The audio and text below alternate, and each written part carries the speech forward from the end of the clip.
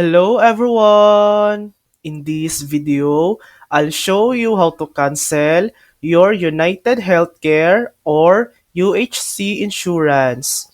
First, open Google and search for UHC Medicare Part C and Part D disenrollment. Click the official United Healthcare link that comes up.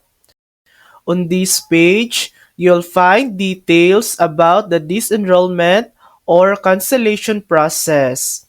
Look for the disenrollment form.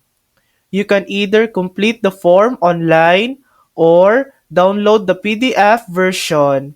If you download it, fill out and then mail or fax it to the address or number listed on the form. Make sure you select the correct plan type and provide all required details like your member ID and contact information. Once submitted, you'll receive confirmation of your cancellation. Always keep a copy for your records. And that's it. That's how to cancel your United Healthcare or UHC insurance. Thanks for watching.